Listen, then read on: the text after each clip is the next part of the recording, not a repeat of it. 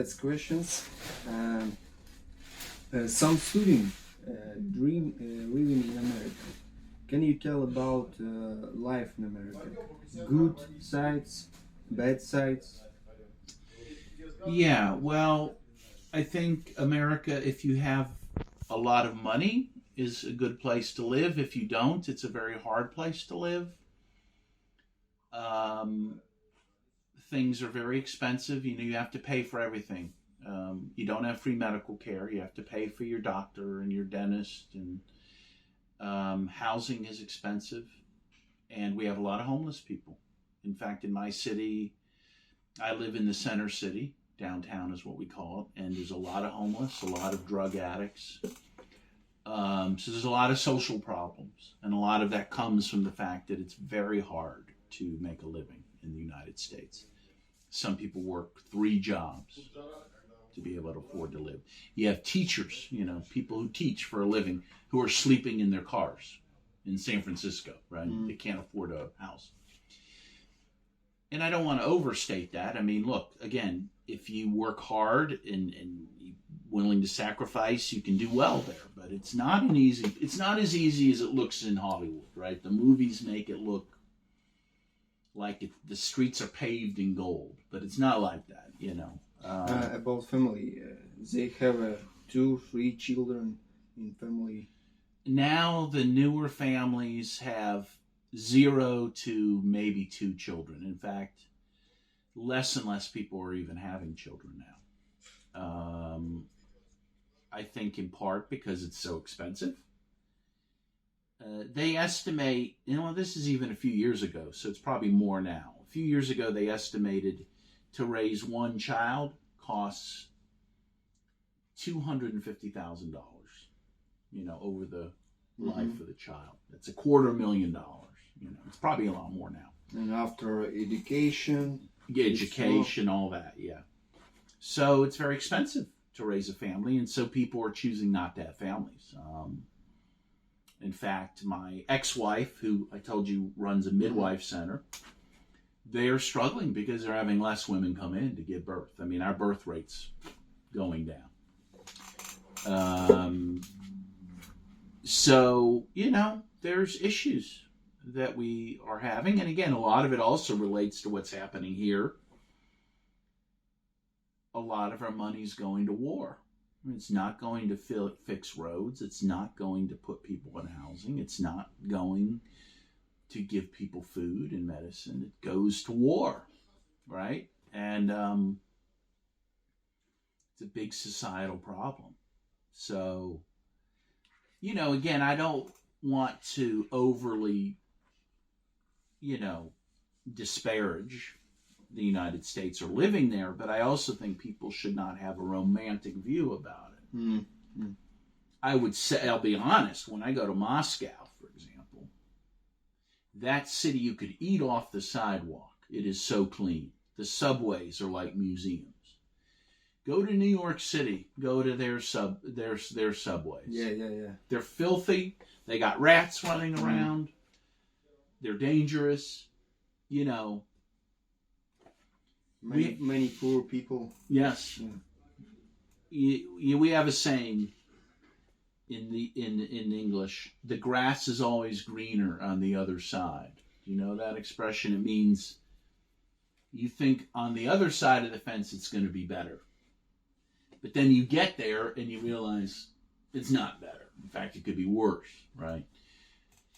Now, I'm sure living in Donetsk is very, very hard. Obviously, in the big cities in the U.S., in most cities, you're always going to have water. You're always going to, that's not always true. I'm not sure Las Vegas will always have water. Or places in Arizona. I mean, there are places that don't have water, but, if you live in New York, you can be assured you're going to have water, you're going to have electricity.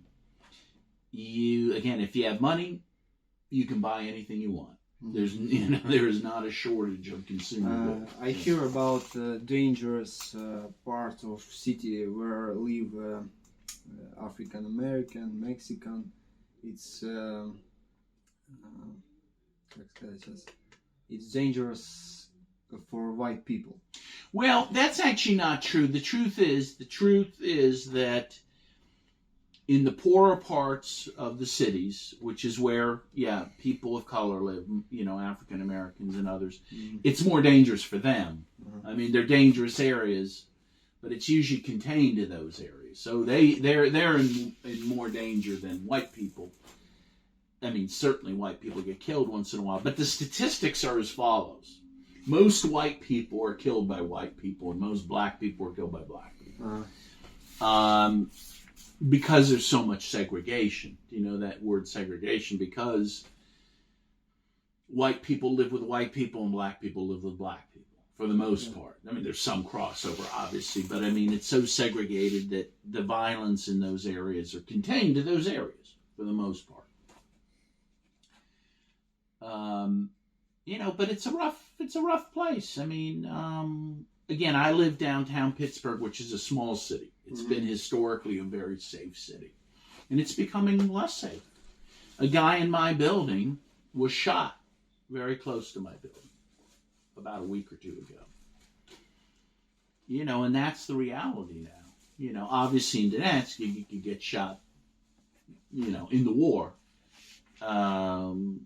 So obviously that's a thing. I mean, that's a big thing. But, and look, I guess in the end, I think it is still true the U.S. is the land of opportunity. Again, if you can do well there, you can run the world. I mean, it is true that, it's a place where, again, if you get lucky and you work hard, you can accomplish anything you want. How many chance have those people who know English, no friends in America, to socialization there? Well, I mean, they'll be able to to fit in and to do well. And again, if you're resourceful and you're a little lucky, you can do well. I mean, I'll give an example. I have a friend who's from Mexico, and he came to the U.S. with nothing but the shirt on his back. And he found a job at a restaurant as a waiter. You know how much he makes at that waiting job? $100,000 a year. Because it's a nice steak restaurant where rich people go. So they leave big tips. Some nights he'll get $1,000 tip. $1,000. Mm-hmm. And work hard. Yeah, but you got to work hard. So there's possibilities. But again, there's a lot of people who come and they're very disappointed and they go back. Because it's not easy. Mm. You have to have a lot of luck. But yeah, if you know English, you have a leg up. It also depends on how you get there and what your immigration status is, you know. If you can get all your papers and get your employment papers, that makes life easier. You know, if you can't, then obviously, you know, you're going to have to do things the hard way. Mm-hmm. But again, you know, I understand why people would like to go to the U.S. It's been good to me. In my family, my grandfather came to the U.S. from Slovak. And when he came, he had nothing. In fact, I have his little chest that he brought from Slovakia, wooden chest that was handmade. And now my generation, we do pretty well. We're doing pretty well. So it's possible. It's definitely possible. But you lose something, you know, if you lose something when you leave your country. You lose your culture, you lose your language, your native language, which is always going to be the easier one for you. You lose your friends and your family. Now, for some people, that doesn't matter. I mean, again, I understand. For some people, they don't care. But yeah. Look, people should be able to do whatever they want to do. If people want to go to the U.S. and, you know, and they have a dream, yeah, I think in the U.S. if you have a dream, you have a, you know, you can make it, you know. But a lot of people don't. I'll give you an example. You know, people, everyone wants to be an actor in Hollywood, mm-hmm. right? You know, the average actor in America, you know how much they make a year? $10,000, which isn't very much money. You can't live on that. You have your Tom Cruise and whatnot who make millions, but that's rare, right? That's a dream that maybe cannot be realized. But realistically, obviously people do it, but the luck you would have to have would be, you know, great. So, you know, it's funny because I'm an American and I'm very critical of my country. And why do you like Russian culture? But because I think it's more communal. People are more take care of each other. It's not just, as we say, dog eat dog, right? It's more communal, more sharing. Again, people are more proud of their cities. They take care of them. They're cleaner.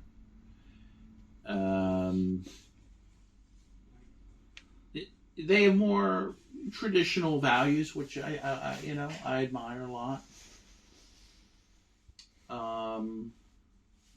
Yeah, that's why, you know, and I just find them very welcoming, the Russian people, in a way that Americans are nice, but in a very surface level, very superficial.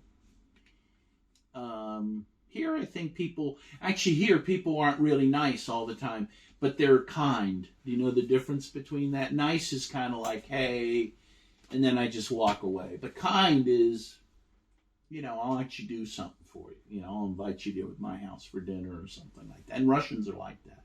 You know, even though they can be very, you know, when you first meet them, not very friendly, you know. Yeah, and I think also it's a country that has a certain, has always had a certain goal, you know. I think America doesn't have a goal anymore. It doesn't know what it wants to be, and that's a very dangerous place to be. So, tell something about education in America. It's terrible. It's absolutely terrible. In the public schools, if you want a good education now, you have to go to a private school, and that costs money. The public schools are terrible. They really have given up on trying to educate people in the United States. Again, you can do it, but you have to spend a lot of money, and you have to go to a good university, and that can cost a couple $100,000, you know. And a lot of people take out loans, you know, to do that. They go into great debt to go to college. When I went to law school 30 years ago, okay, so this is a long time ago, and there's been a lot of inflation, I had to borrow $125,000 to go to law school. It took me 15 years to pay that off. $125,000 then, that's probably about $300,000 now, you know. So there is good education, but you got to pay for it. You go to the free schools. There's not many good free schools. There's some, but not many, you know.